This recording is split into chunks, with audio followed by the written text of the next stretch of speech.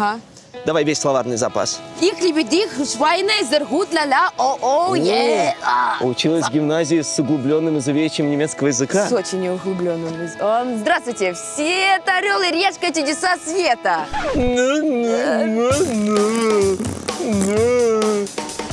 Это необычный выпуск «Орла и решки». Это спецпроект «Орел и решка неизданная». Мы покажем все, что не попало в монтаж официальных версий. Все, что осталось за кадром. Опять жопу засветила. Все, что было вырезано цензурой. Мы покажем вам 50 минут чистого эксклюзива. Продолжение фильма «Мокрый оператор». Еще больше чудес. Еще больше «Орла и решки».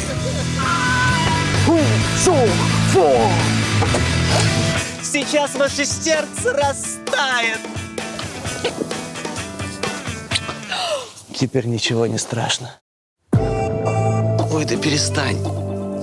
Перестань, говорю. О, это ты? Узнал? Конечно, узнал.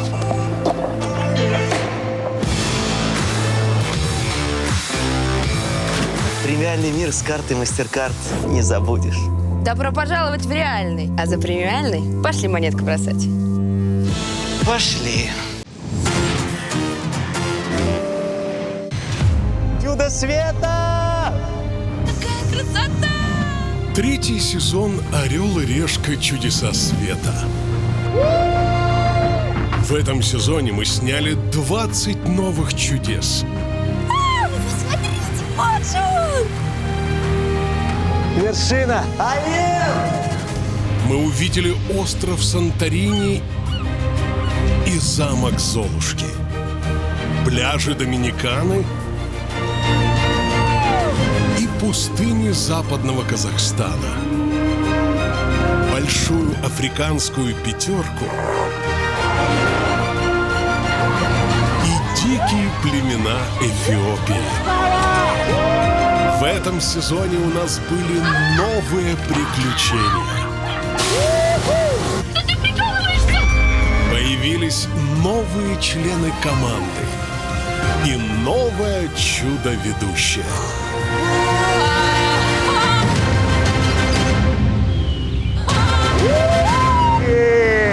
Но главное чудо этого сезона, что он вообще состоялся. Perché abbiamo a che fare con le sofferenze causate dal coronavirus. Zu Beginn der Pandemie. 5 million Americans infected by COVID-19. Ваш рейс отменен. В начале 2020 года жизнь всего человечества круто изменилась. В Китае нашли новый вирус, который очень быстро начал распространяться по всей планете. Чтобы остановить пандемию, страны закрыли свои границы. Как вы помните, в прошлом сезоне нам даже пришлось прервать наше путешествие и экстренно вернуть съемочную группу из Индии домой. Весь мир ушел на карантин.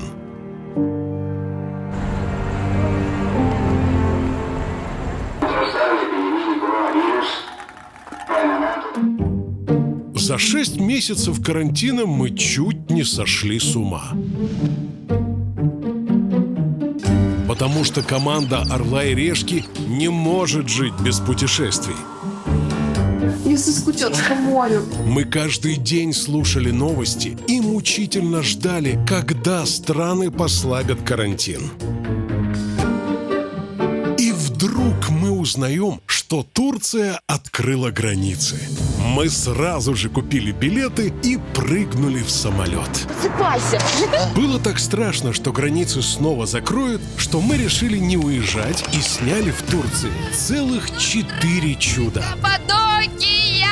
Босфор! Так красиво! Вон он, Арарат! Я вижу его верхушку! После Турции мы узнали, что открылась Хорватия, и рванули снимать ее главное чудо – Плитвицкие озера.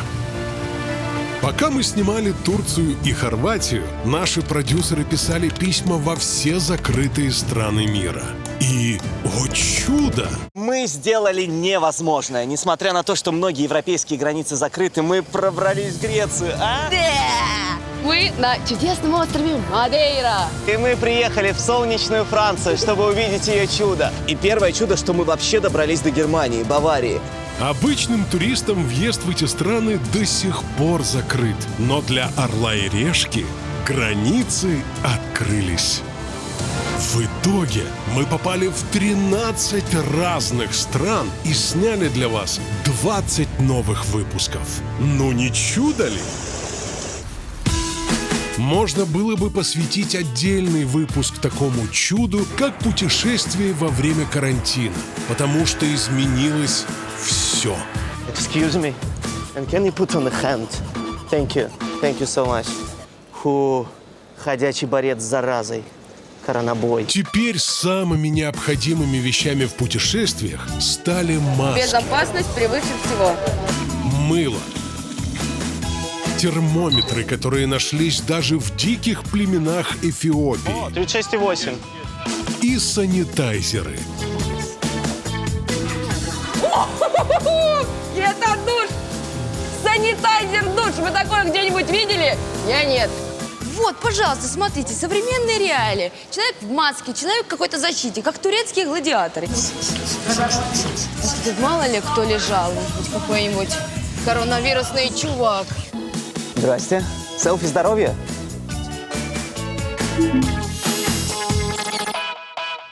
и 9. Что? Серьезно? Так я умираю. О, it's for what? Because of the COVID-19. Ковид и сюда добрался. Наденьте маску. Ёпрст, ты меня сейчас чуть не штрафанули. Во Франции вежливо просили надеть маску, а в Кении ввели нереальные штрафы. 2000 баксов. Нафиг оно мне нужно? Буду ходить всегда в маске. Доходило до абсурда. В турецких уличных кафе ножи и вилки клали в отдельные пакетики. В отелях выдавали антивирусный набор. Раньше делали welcome drink, сейчас welcome санитайзеры и маски. Кто-то вообще мог подумать, что в эфиопской глуши будут дезинфицировать машины? Все в масках, кроме меня, но я сдавала тест на коронавирус, так что anybody, you can save your body. Во время карантинных путешествий у нас появилась новая традиция – сдавать тест на коронавирус, без которого нас не пускали ни в одну страну. Мы сдали 112 тестов. Можете себе представить? 112 раз нашей команде лазили мерзкой палочкой в горло и в нос. И за это удовольствие мы заплатили больше $5000. В этом сезоне мы сделали уж очень много тестов на ковид. И от слизистой вообще уже ничего не осталось. И, наконец-то, самое экстремальное – тест на ковид в Уганде.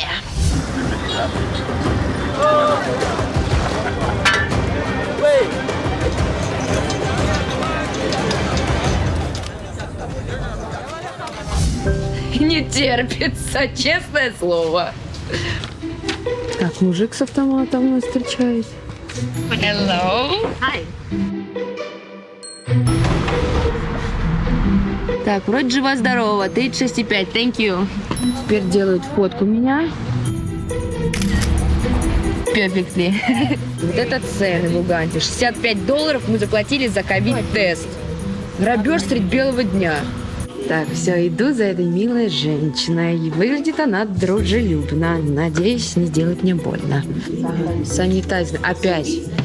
Если вы знали, сколько раз мы тут уже санитайзили свои руки. Вы еще тут в Уганде такой противный, вонючий. Да жуть.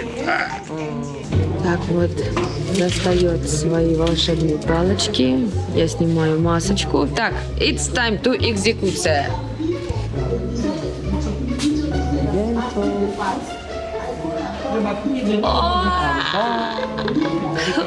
У звездочки в глазах. О, слушайте, ну это было не так уж и страшно, как я... не так страшно, черт, как его называют. Ну как, Вань? Первый раз неприятно, а дальше хочется все больше и больше. Игорек, ну что, нормально? Нормально, все. Нормально рыдают. Кроме постоянных ковыряний в носу, в наших карантинных путешествиях была еще куча неудобств. Почти все было закрыто. Карантин. Туристические агентства, магазины, рестораны, отели, хостелы и развлечения. Видишь, пустота. Последствия коронавируса. Закрывались даже чудеса света.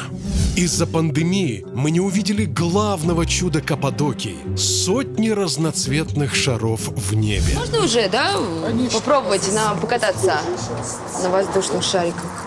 Так, гид. Шарик, к сожалению, там нет, потому что мало человека.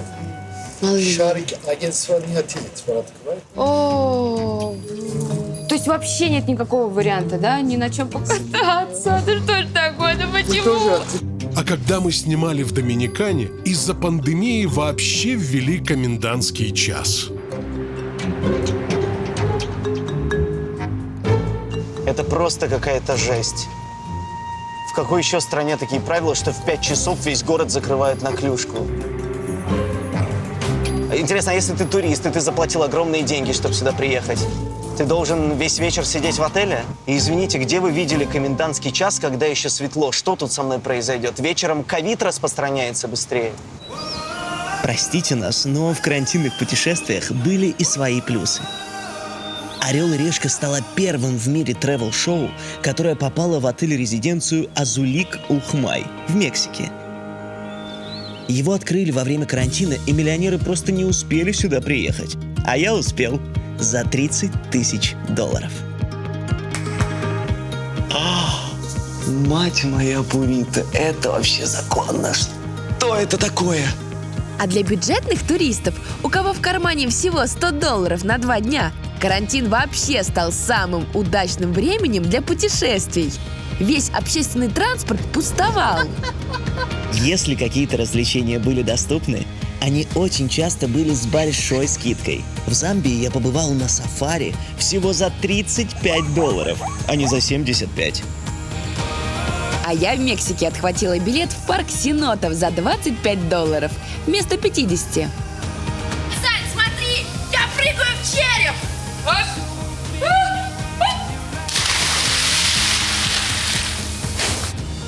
Отели тоже боролись за туристов и давали скидки.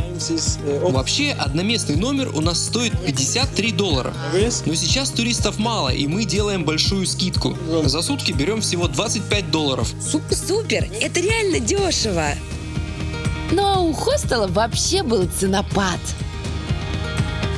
И самое крутое, что в хостелах, где по 10 коек в комнате, мы с Антоном жили сами, как короли. Комнатка всего на 4 человека. И, по-моему, я тут один. Ну и это еще не все. Все смотровые площадки с видом на чудеса света очистились от людей. Обалдеть. Самый романтичный остров Санторини, который обычно переполнен миллионами туристов, был только для нас. Обычно на таких смотровых площадках не протолкнуться от количества желающих сфоткаться на фоне всей этой красоты. Но сейчас 1, 2, 3, 4 человека. Фоткайся, не хочу. Спасибо, корона. Знаете, мы считаем, что снять целый сезон про путешествия во время всемирного карантина – это подвиг.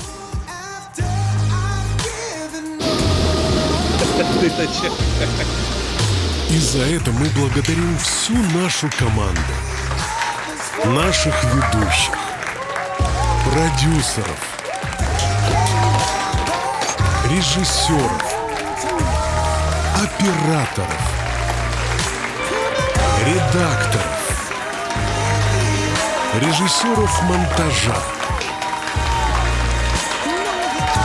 и всех-всех-всех. Ребята, всем спасибо! Съемки окончены!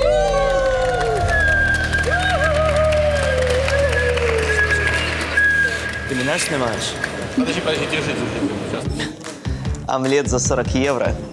Да хоть 40 по 40. Шикуем. Своей премиальной картой MasterCard довольна как слон. Всегда и везде получаю то, что душа желает. Оплаты с ней всегда быстрые, безопасные и удобные. А еще и консьерж-сервис на связи 24/7. Есть возможность, надо пользоваться. Слушайте, как раньше богачи жили без этого?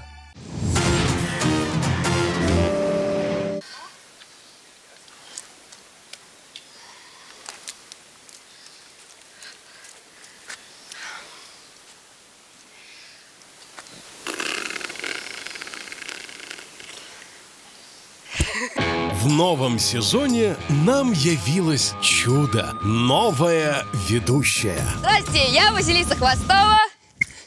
А это Антон Зайцев. Так надо было? Да уже хорошо. Василиса, Василиса.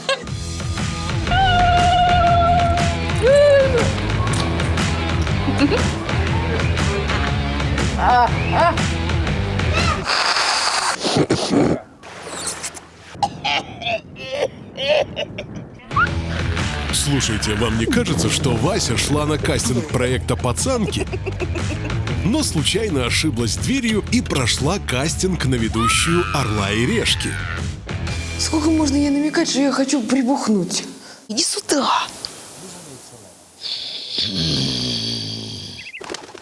Ладно, все я поняла, пернатые засранцы. Что, не принцесса я, да? Ладно. Зрители сразу же оценили красоту Васиной речи. Опять жопу засветила. Чуваки, я просто в шоке. Смотрите. Сейчас. Это задница буйвола. Отстой. Солный чельбе-гельбе. Гельбе-гельбе-ге. Обычно, когда говорят «Кавказ доминиканцев», нет, ну возможно. Ну вы что, издеваетесь? Извиняюсь, все, больше не ругаюсь матом. Василиса покорила зрителей своим чувством стиля. Как тебе идут шторы, невероятно. Восхитила своей прической. Давай, Сань, пригладимся. Вот как Шерон Стоун. Или как пупсик. Посмотрите, какие волосы будут, когда вы искупаетесь. Ох, у меня-то будут, конечно, шелковистые. Да? Класс! Вася вскружила голову своей женственностью. Извини, только, брат, я ноги не побрила. Своей грацией. Ай, ударилась. Элегантность. Вау! Everything is okay. И сногсшибательной модельной походкой. Ой, я уже вижу тысячи ваших гневных комментариев. Верните Островскую. Нет! У нее собака. Еще ни одна наша ведущая не удостаивалась таких восторженных комментариев. Я просто Вася. Ваша ведущая.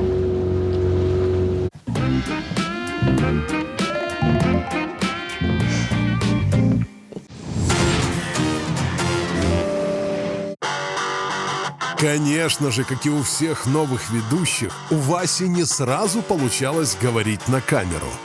Какая крутая горка! Я вот прям Золотистые, багровые.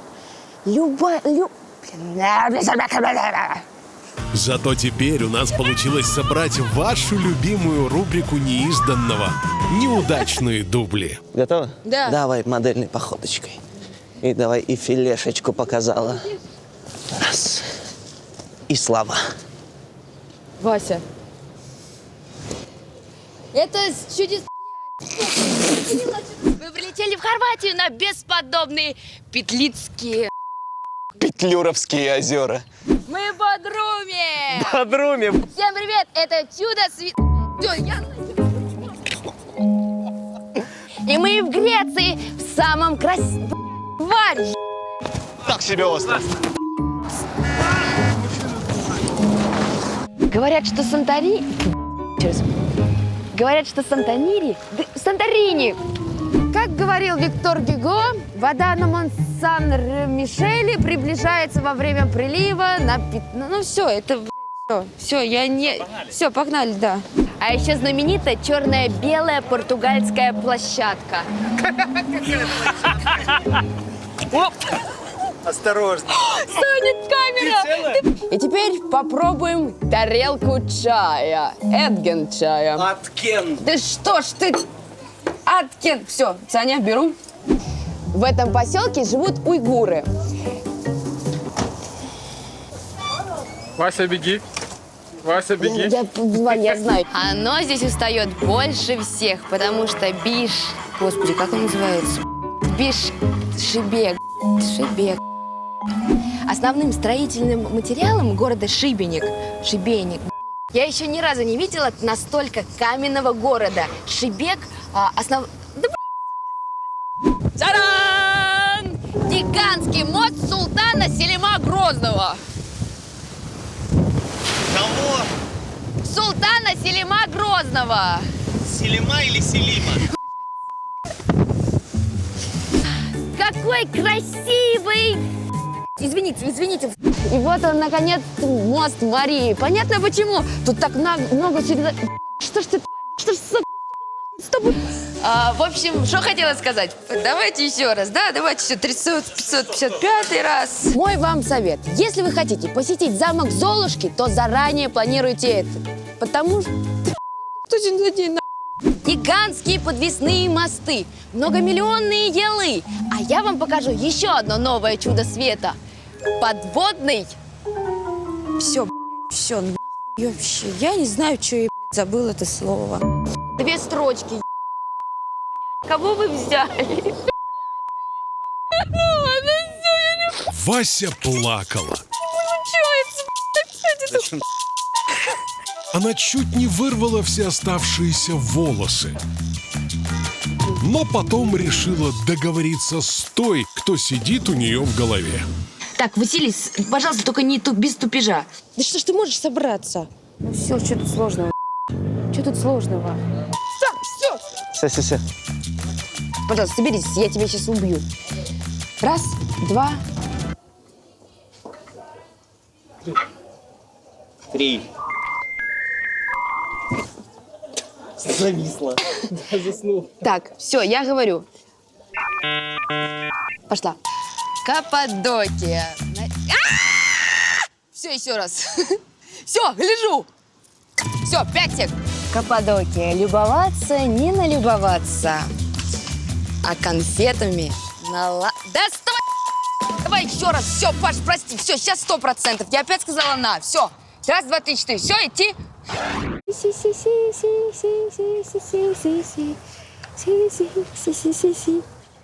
Блин, класс, почему я раньше лифчики не носила, а? Они это снимают.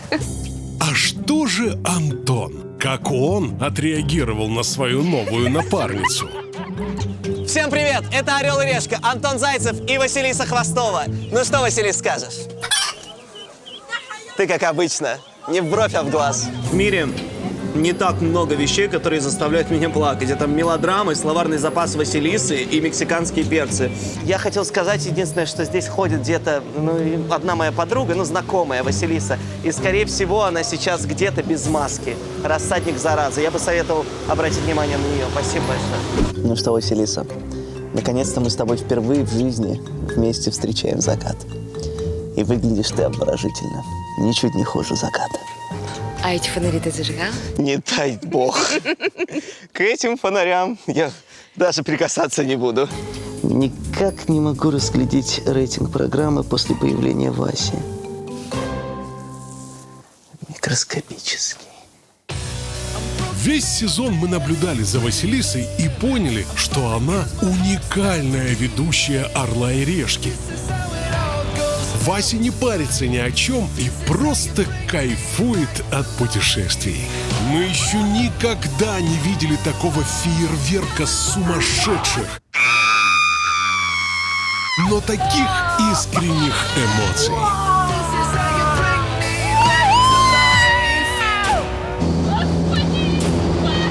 Матерь Божья, Саню! Я не могу! Боже мой, как приятно! Это похоже на какое-то сексуальное приключение. Мы еще не встречали никого, кто бы так радовался перед тем, как съесть глаза коровы. Это первый момент мой, когда я в речке буду есть такую гадость. Класс! Если честно, мне очень нравится. Я, наверное, самая всеядная ведущая, да? Я все ем. Это правда. У нас еще не было такой всеядной, бесстрашной и безбашенной ведущей.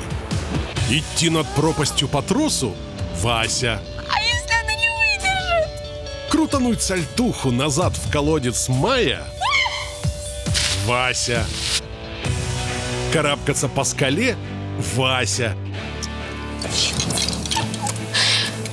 Сигануть с моста – конечно, Вася.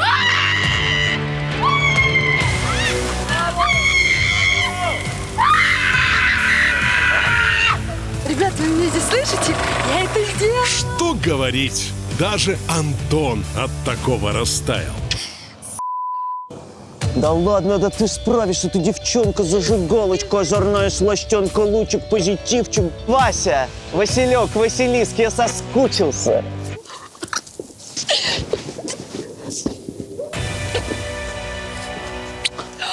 Теперь ничего не страшно.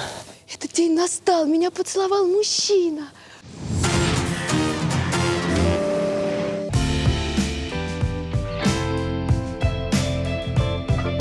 Obrigado.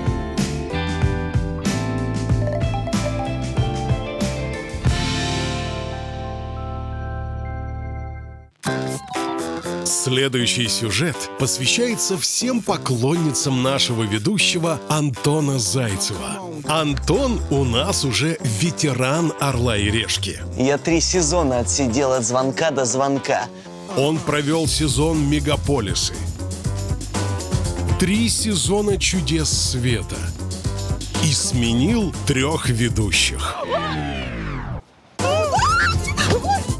Поплавай. Мы помним, как Антон пришел к нам скромным, неуверенным в себе птенцом. Дайте кто-нибудь может бат или монетку для 7-Eleven и Family Mart. Берлин — шумный и современный мегаполис, но не был бы немецким... Но если очень долго и чиз... Ты даже не представляешь, как ты только что выглядел. Да все вот тут. Борешься с этим рюкзаком. Еще раз говорю, спину выравниваем. Но в этом непростом сезоне он, наконец, набрался уверенности и превратился в орла. Но лучше пусть он сам о себе расскажет. Бог Антониус, сын богини красоты Светланы и бога юмора Александра, вещает вам: я красив, я богат, я альфа-самец, я сильный, я принц на белом коне, Антуан де Зайцьон, аристократ, владелец шато, ключник аббатства, пилот, звонарь, омлетоед, небожитель, олимпиец, титан, корифей, полубог, физик, медик, историк, востоковед, доктор морских наук, специализирующийся на проливах, босфоровед Антон Зайцев, потомок бесстрашных охотников на зайцев. Антон, газы прошли? Да. Все, можем снимать. Чёртова черешня. Единственное, что за эти годы осталось неизменным в Антоне, это ловкость его рук. Да я маску порвал, что доказывает, что я остался собой.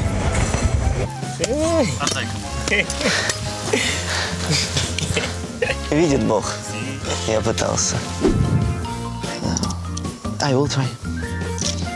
Ну, оно плохо очень поддается. Погнали. Так. Зажали сцепление. Тормоз. Сразу не так. Казалось бы, обычный велосипедный фонарик. Ты сломал. Все, чтоб не... Ой, извини. У каждого повара бывают ошибки. Даже у гениев бывают ошибки. Окей. And here. Я тебя запомнил. It's не мой день. Так.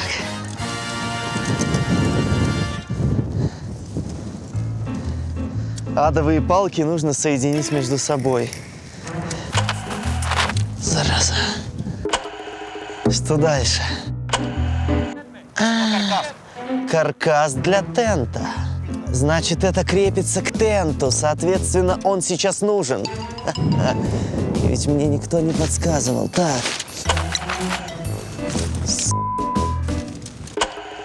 Тварь, это не парашют. Остановись.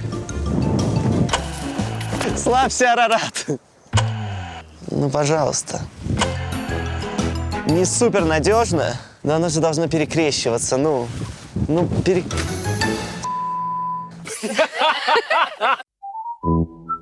больше всего нас впечатлило, что произошло на съемках программы про Олимп. Шла 5-я минута съемок. Конечно, в аэропорту Салоник никакие боги тебя не встречают. До Олимпа еще далеко. Но сначала нужно обменять...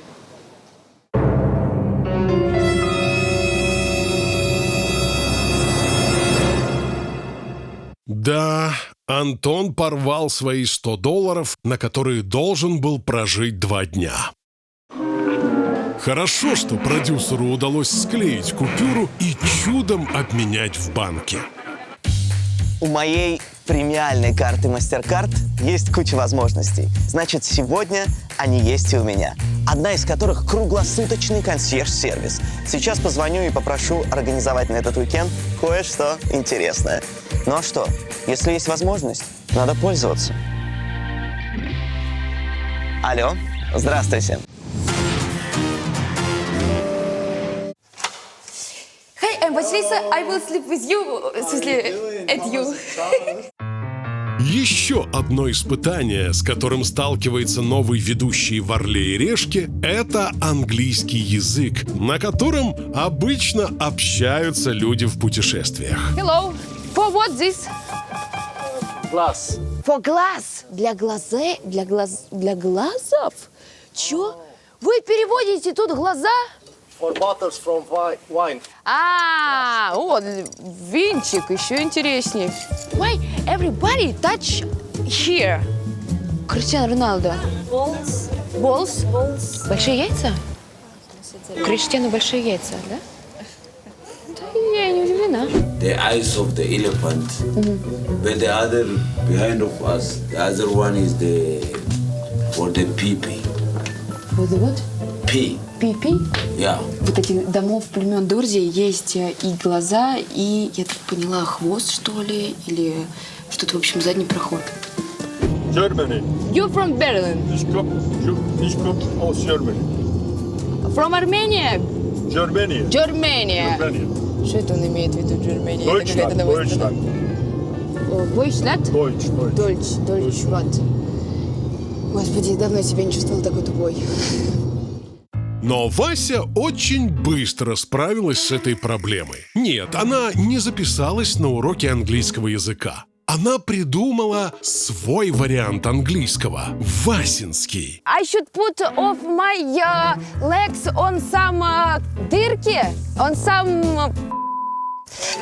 Это мелодичное сочетание английских предложений и русских слов. Maybe we can do it more длиннее, longer, stronger. These ships have so strong ствол. Hey man, I don't understand. Where is my limousine? Где мой Камридж? Our dancing was so клевое. Что? Тут есть прекрасный ventilation situation. Вася говорила на своем английском так уверенно, что ее все понимали. Looks like слон. Looks like, yes? Elephant. Yes, it is. Because it's have eyes and hobbit. Yeah. I see a lot of дырки. That one. Yes, that one, that one, that one. I don't know. Их 5, maybe a lot of дырки. They're okay. Okay, yes? Okay. Okay, I trust you. Remember. Ладно, мужик сказал, мужик сделал, да? А знаете, повторю не раз, ведь с премиальной картой MasterCard я всегда могу позволить себе самое вкусное, комфортное и интересное.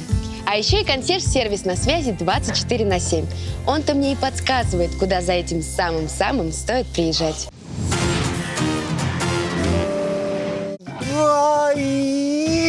Ау! Ау! Ау! Хотим с вами поделиться. Мы снимаем очень много чудес и страшно расстраиваемся, когда в эфирную версию программы они не все помещаются. Поэтому весь сезон мы их бережно собираем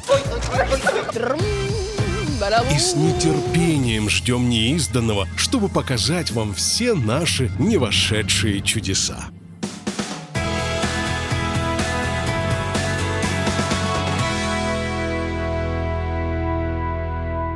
Ой, сладкой зефиринкой на блюдце вашего внимания расположилась восточная вязь наших путешествий. Господи, Антон, хватит, у меня люля-кебаб сейчас слипнется от тебя. Говори проще, у нас... Не хочу представить. У нас новое чудо света. Это пролив, что? Босфор. Погнали. Не-не-не, Антон, давай моя очередь, потому что что? Я забыла. На берегах Босфора, в самом сердце старого Стамбула, сохранилось старинное чудо – цистерна Феодосия.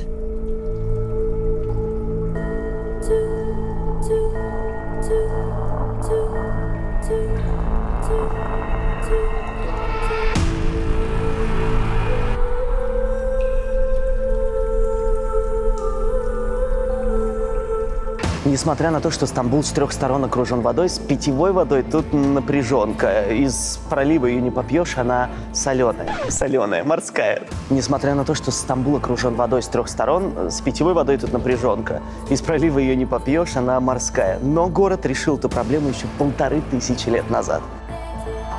Хорошее было время. Бадоевы помнят. Дождевая вода стекала по акведукам и трубам в такие подземные цистерны и за надобностью использовалась.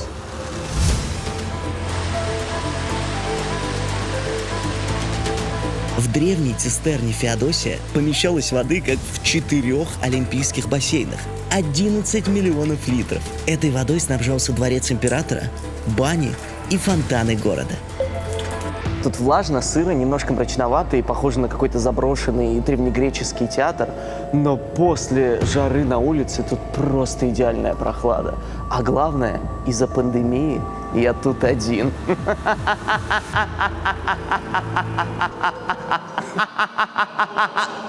Извиняюсь, психанул. Еще одно неизданное чудо, которое не попало в выпуск про Босфор, это город замков Бурдж-Аль-Бабас. Роскошный комплекс в живописной долине под Стамбулом. На его территории стоит 300 замков, по $500 000 каждый. Элитное жилье построили для шейхов из Саудовской Аравии и для турецких миллионеров.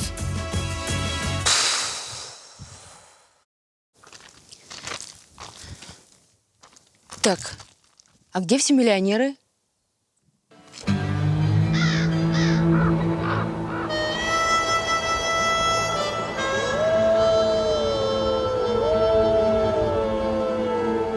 Я ожидала, что тут будут замки, я не знаю, радуга, единороги, все будет прекрасно.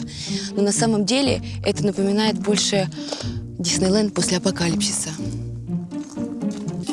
Городок Бурдж-Аль-Бабас – это самый дорогостоящий облом Турции. Когда замки почти достроили, случился карантин. Цены на нефть упали, и шейхам стало не до замков. Говорят, что застройщик продал всего несколько замков, забрал за них деньги и объявил себя банкротом. Теперь посреди долины стоит 300 никому не нужных замков-призраков. В принципе, если посмотреть на этот домик, он сам-то очень красивый, даже ничего. Но так как здесь их просто нереальное количество повсюду, такое впечатление, как будто какой-то сумасшедший человек просто копировать, ставить, копировать, ставить, копировать, ставить. Давайте посмотрим на этот миллионерский недострой изнутри.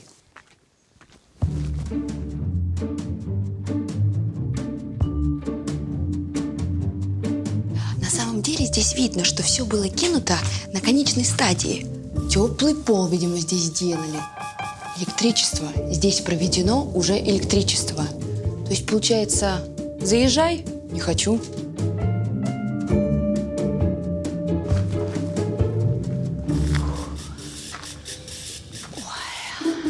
Слушайте, ну тут, наверное, по идее должен быть бассейн, мини-барчик и, конечно же, колокол. А здесь у нас смотровая площадочка с видом на такие же смотровые площадочки. Красота! Красота копипаста.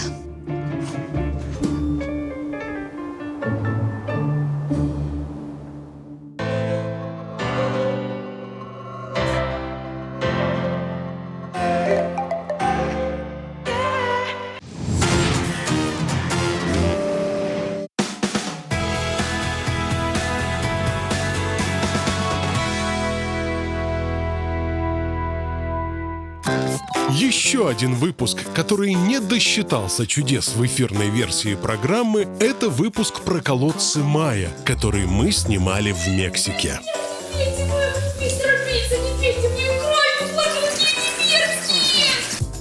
У Антона с безлимитной картой было чудо-развлечение – вингдайвинг. Переводится как ныряние с крылом. Мы такого в «Орел и Решка» еще не показывали.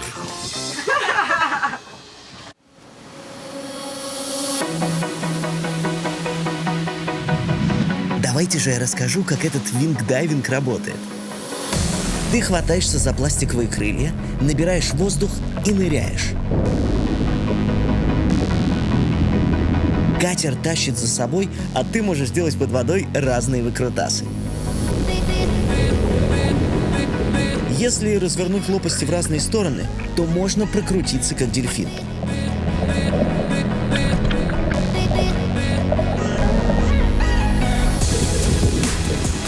А если оба крыла потянуть на себя, можно вынырнуть как касатка, чтобы набрать воздуха.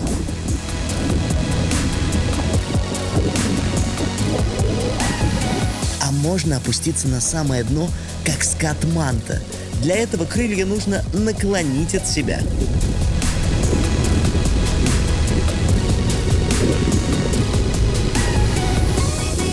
Погружаться на дно с такими крыльями гораздо легче, чем с тяжелыми баллонами для дайвинга. Советую всем, кто хочет почувствовать себя подводным жителем. За приватное плавание с инструктором я заплатил $200. Если хотите дешевле, можно взять друзей и заплатить по $75. Я понял, что если вам хочется совместить экстрим и очень быструю подводную морскую прогулку, вот этот спорт для вас идеальный. И как говорим мы, винг-дайверы, наш девиз.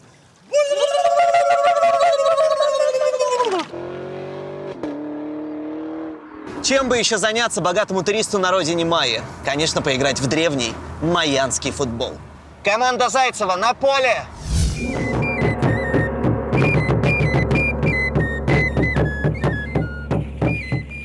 Еще одно чудо выпуска про колодцы Майя – это футбол древних майя – пок-топок.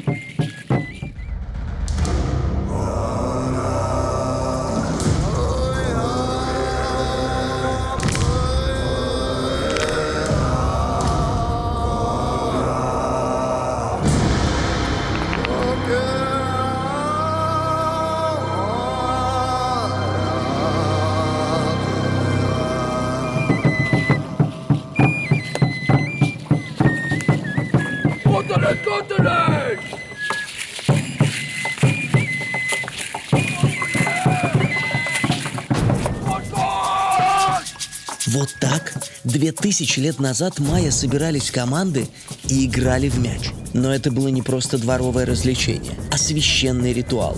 Играли майя не на жизнь, а на смерть. Команда, которая побеждала, должна была принести себя в жертву богам.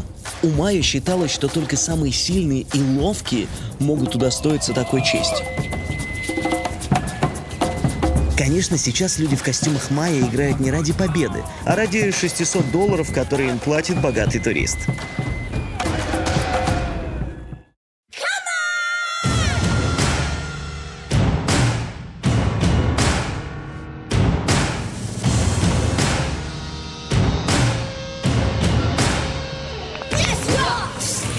Чтобы выиграть, нужно забить мяч в кольцо. Отбивать мяч можно только бедрами или локтями. Ого! Это не мяч, это пушечное ядро. Он килограмма 3.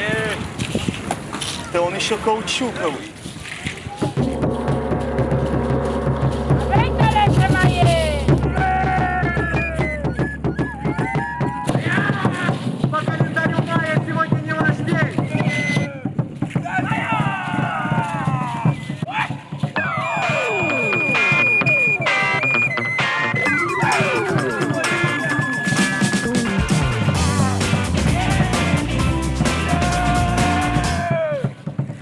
Я вам скажу, я поиграл 30 секунд.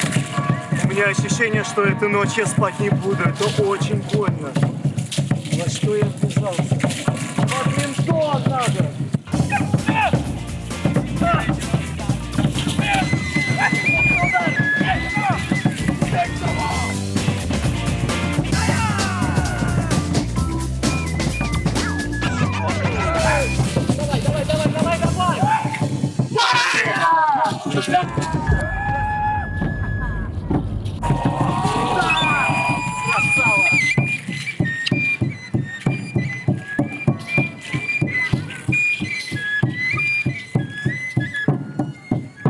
Конечно, это не настоящий майамский футбол, это имитация. Я заплатил парням за игру $600. Но если мы играли понарошку, то синяки у меня на завтра проявятся настоящие.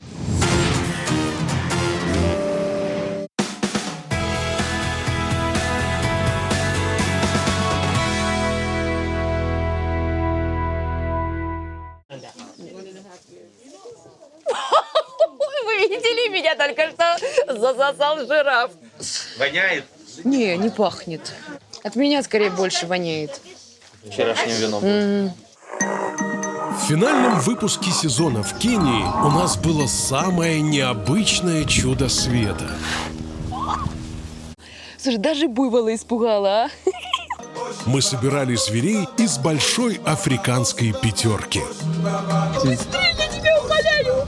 Я просто в шоке, я не могу, вот он, нет! Животные не прибежали к Антону по взмаху безлимитной карты. Он увидел только одного зверя из знаменитой пятерки. Зато Антон увидел много других чудес. На все даже не хватило времени в программе. Мы не успели показать, как Антон завтракал в компании слонов. Завтрак очень быстрый, на скорую руку, потому что, может быть, придется очень быстро собираться. Кстати, слоны развивают скорость 60 км в час.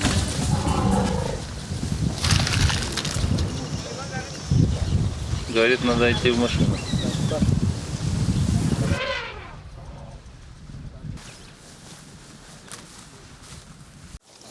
Вечно не дают нормально позавтракать.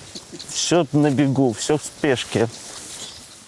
И не показали, как Антон приехал в племя Самбуру, где аборигены научили его своему племенному танцу воинов.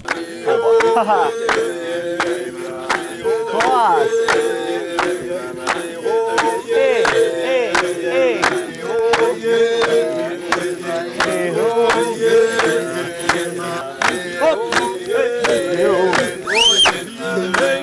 Какое многообразие движений!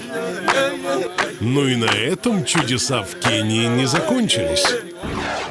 Маньяки Садисты, серийные убийцы и маньяки, серийные убийцы. Серийные убийцы и законченные эгоисты. Сейчас ваше сердце растает, потому что вы увидите таких няшных крох. Я приехал в приют для слонят Рететти.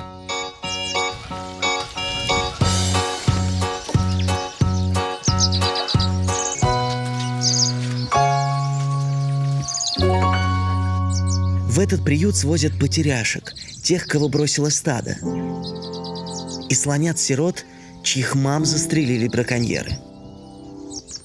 Пока слонята маленькие и не могут найти еду в дикой природе, волонтеры их выхаживают и выкармливают. А чтобы были деньги на их содержание, сюда пускают туристов за $20. Ой, сейчас мы идем в сам слонюшник, где их будут кормить. У каждого слоника есть своя именная 3-литровая соска. Именно столько выпивает один носатик за раз. Только на питание одного слоненка уходит $900 в месяц. Ну, а все потому, что их кормят по 8 раз на дню. О! Каждый к своему. Каждый к своему.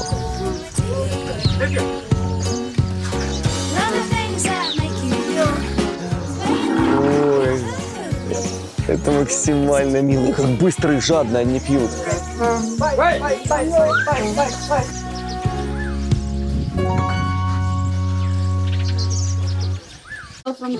Последними в наш питомник попали 2 брошенных слоненка.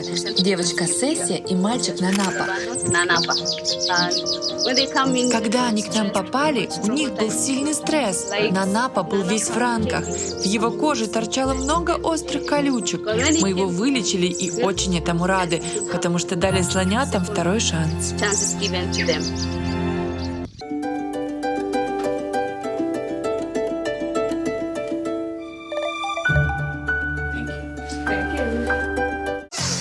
Это еще не все чудо-истории, чудо-приключения и чудо-приколы, которые случились с нами в этом сезоне. И пока вы смеетесь, мы пошли монтировать для вас следующие 50 минут чудесного неизданного. Издеваются, как хотят, а?